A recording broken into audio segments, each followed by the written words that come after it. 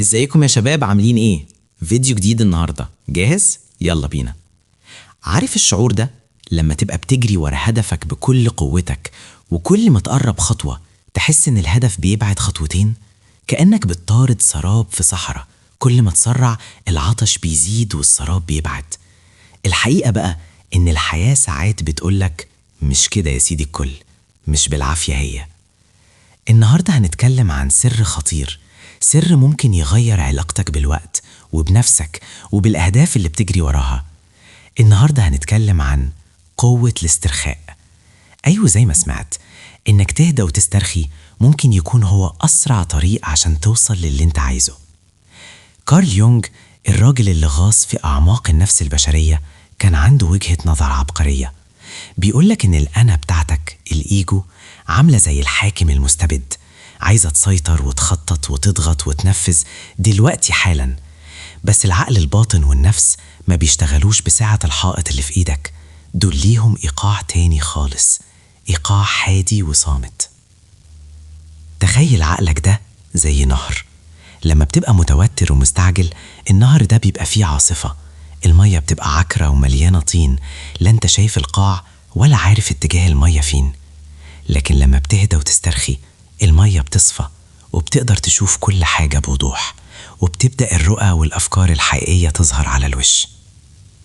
التوتر مش بيخليك أحسن، التوتر بيعمل قفلة في قنوات الاتصال بينك وبين عقلك الباطن.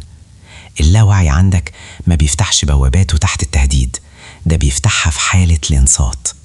لما تقعد كده هادي بتبدأ الرموز والأحلام والأفكار العبقرية تنبت لوحدها، كأنها كانت مستنية بس شوية مساحة عشان تطلع.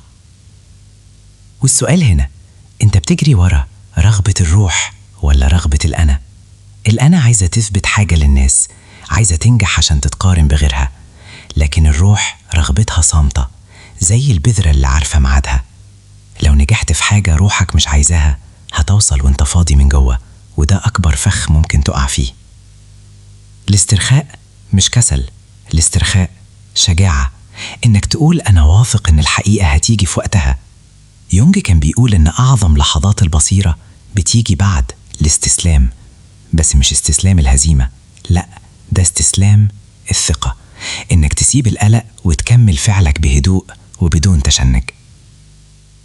حتى ظاهرة التزامن اللي يونغ اتكلم عنها، إنك تقابل حد بالصدفة يغير حياتك، أو تقرأ جملة في كتاب تكون هي الرد على سؤال جواك، الحاجات دي ما بيشوفهاش الشخص المتوتر اللي عينه في الساعة طول الوقت، بيشوفها بس الشخص المتصل بنفسه اللي سايب مساحة للمفاجآت والغموض. بص بقى صديقي، قبل ما ندخل في العملي ونرص الخطوات لازم نعدي على المنطقة الرمادية، الحتة اللي بتقع فيها أغلب الناس وهي بتحاول تسترخي.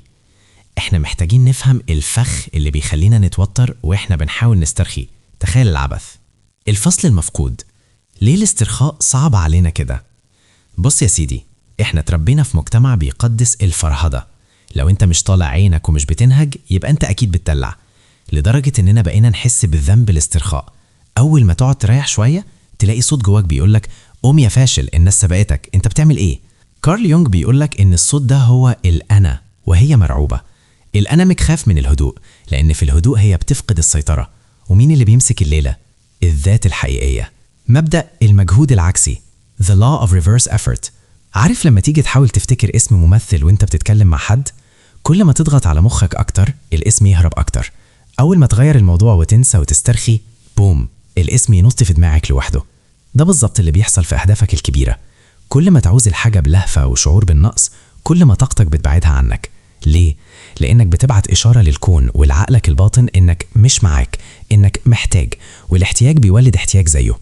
لكن لما بتسترخي انت بتبعت رسالة وفرة، انت بتقول أنا كفاية دلوقتي، والهدف ده إضافة جميلة لحياتي، بس مش هو اللي هيحدد قيمتي. هنا بقى النفس بتبدأ تفتح الأبواب المقفولة. كادر سينمائي، تخيل معايا، تخيل بطل الفيلم هو بيحاول يفتح باب حديد بكتفه وبكل قوته، والباب مش بيتحرك. الكاميرا تبدأ ترجع لورا، زوم اوت، فنكتشف ان الباب اصلا بيتفتح لجوه مش لبره. البطل كان محتاج بس يهدى ويرجع خطوة لورا ويسحب الباب براحة. الاسترخاء هو الخطوة لورا دي، هو اللي بيعرفك اتجاه فتح الباب. دلوقتي بقى واحنا فاهمين ان الاسترخاء مش راحة محارب، ده ذكاء محارب. نقدر ندخل بقلب جامد على الخطوات العملية اللي هتخليك تسحب الباب ده وتدخل طريقك بجد.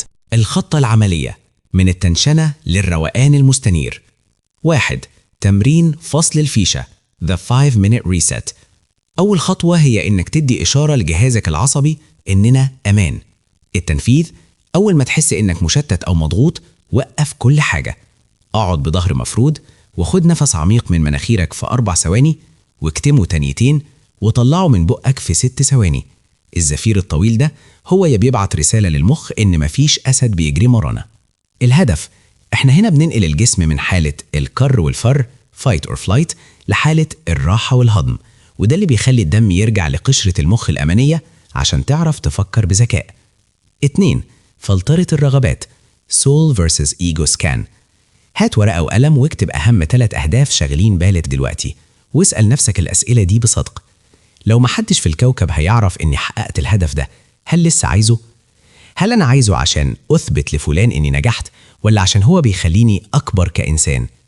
الخطوة: أي هدف إجابته عشان المنظرة أو خوفا من كلام الناس، ده هدف أنا إيجو. اركنه شوية وركز طاقة الاسترخاء على أهداف الروح الصادقة. 3.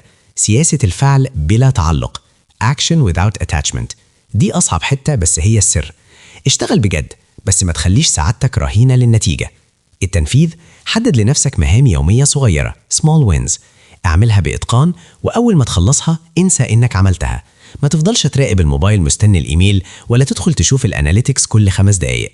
التشبيه: زي الفلاح اللي بيحط البذرة ويسقيها، ده الفعل، بس ما بيفضلش يشد الزرعة لفوق كل يوم عشان تطول، ده التعلق، سيبها تنمو براحتها.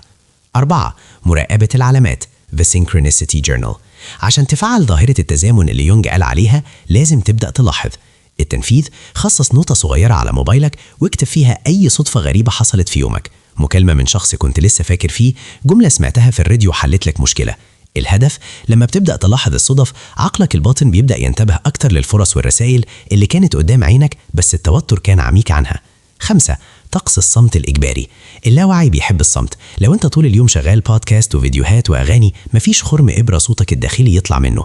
التنفيذ: 10 دقايق يوميا بدون موبايل، بدون موسيقى، بدون أي مدخلات، مجرد مراقبة لأفكارك وهي بتعدي زي السحاب. النتيجة: في الهدوء ده الإفيه العبقري أو فكرة البيزنس أو حل المشكلة اللي بقالك شهور بتفكر فيها هيظهر لوحده على السطح. وبس كده يا شباب، الخطوات دي مش سحر، دي برمجة لسيستم مخك عشان يشتغل معاك مش ضدك. جرب النهارده تمرين فصل الفيشة وقول لي في الكومنتات حسيت بإيه.